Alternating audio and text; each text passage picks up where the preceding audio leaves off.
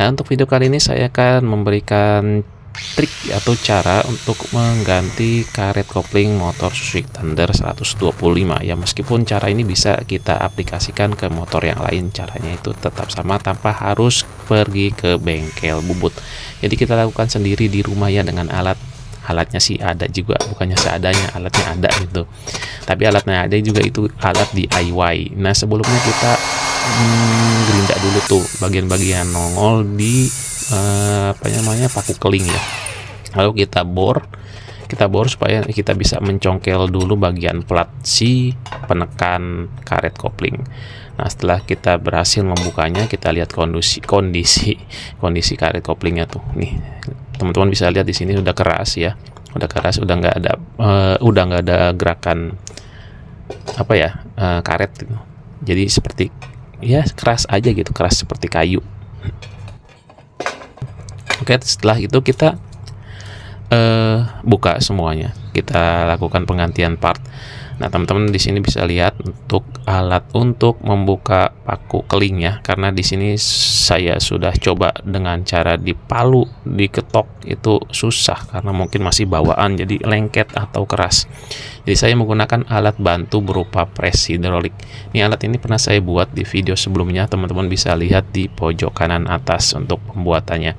Nah, dengan menggunakan ini proses pelepasan atau pengeluaran sisa dari paku kelingnya itu bisa kita lakukan dengan cara yang lebih mudah ya, tanpa harus menggetok atau memukul.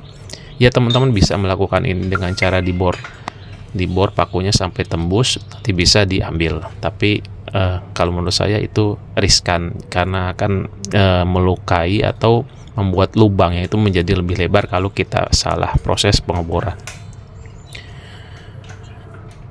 Nah, untuk pelepasannya di sini saya menggunakan kunci untuk tatakan dan batang bekas patahan mata bor 5 mm ya untuk penekanannya.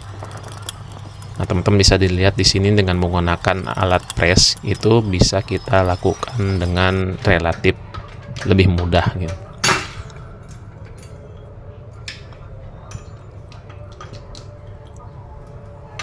Oke, setelah semuanya sudah kita lepaskan, kondisinya ya teman-teman bisa lihat di sini sudah lepas semua untuk ke 6 buah ya, 6 buah paku keling. Lalu kita bikin lagi nih kita bikin tools lagi supaya pekerjaan itu lebih mudah.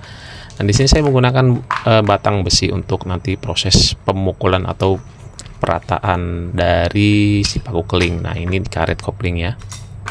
Teman-teman bisa lihat karet koplingnya seperti ini untuk motor Suzuki Thunder 125. Nah, untuk motor yang lain mungkin jumlahnya bisa ada yang 3, 4. Nah, saya juga kurang tahu.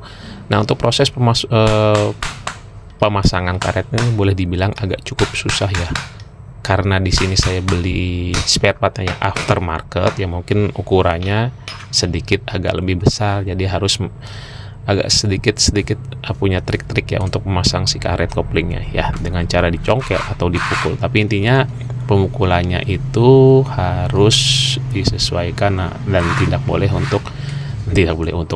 boleh sampai membuat part yang lain tuh menjadi rusak. Ya, kita pukul normal aja gitu.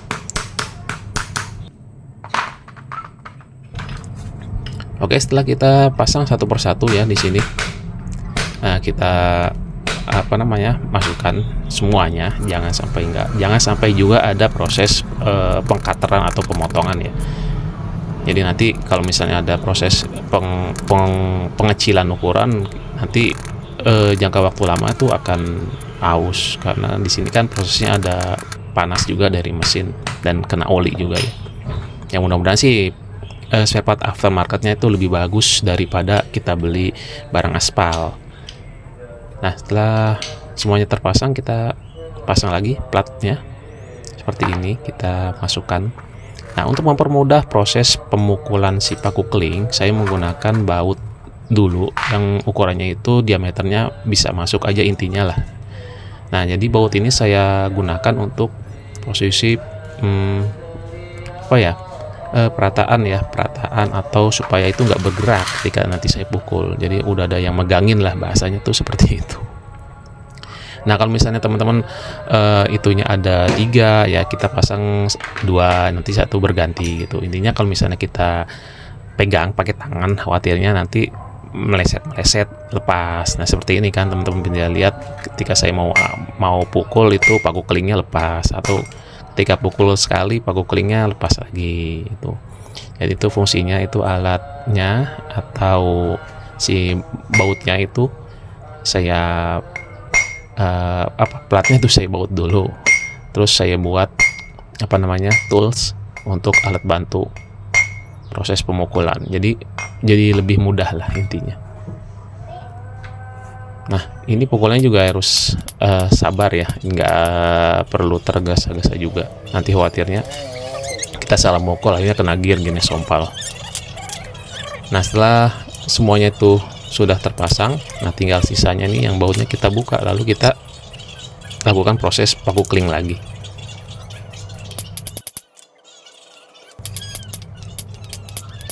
Oke, lakukan dengan perlahan-lahan dan sabar, intinya sabar supaya hasilnya itu maksimal.